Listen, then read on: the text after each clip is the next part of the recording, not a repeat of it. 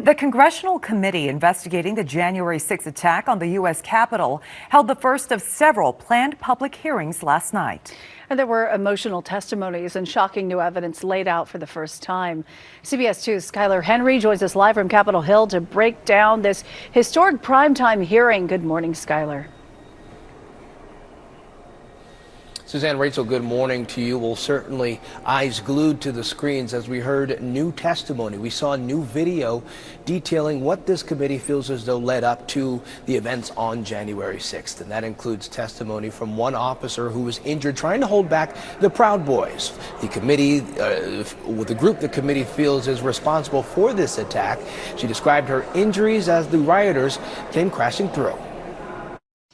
What I saw was just a war scene. In its first public hearing, the January 6th House Select Committee presented dramatic testimony from a U.S. Capitol police officer who was injured in the violent insurrection. There were officers on the ground,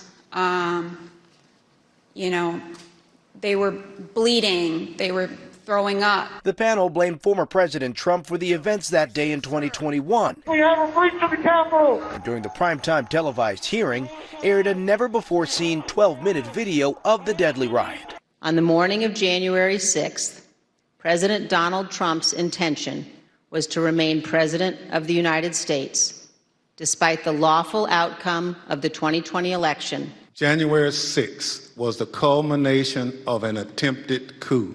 The committee of 7 Democrats and 2 Republicans presented video statements from supporters of President Trump who face criminal charges in the riot's aftermath. I did believe, that the election was being stolen, and Trump asked us to come. The House panel showed Trump administration officials, including former Attorney General William Barr, saying they didn't believe Mr. Trump's baseless claims of a stolen election. I made it clear I did not agree with the idea of saying the election was stolen and putting out this stuff, which I told the president was.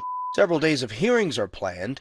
Right now, we know of the next 2, scheduled for this coming Monday and Wednesday.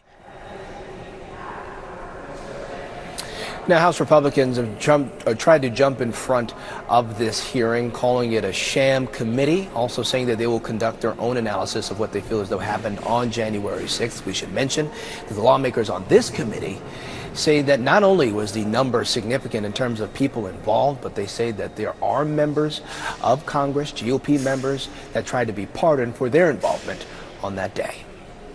Skyler, what does it mean to have heard from Officer Caroline Edwards, who still can't return to active duty because of the injuries she suffered that day?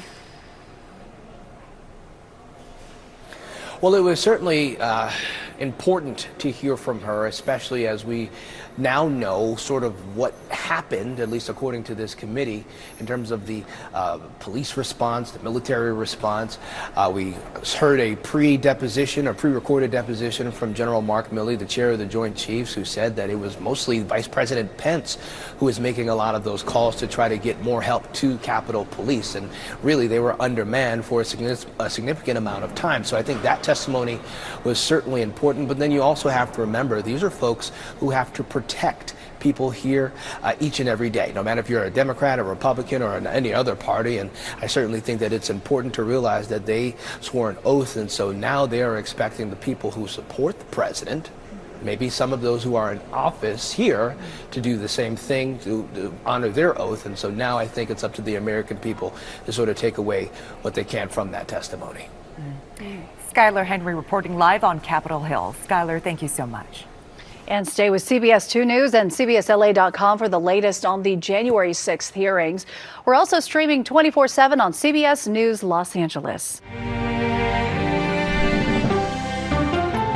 Got your phone handy? Of course you do. Scan this right here. Download the CBS LA app. And just like that, you're connected to all the best local news and videos.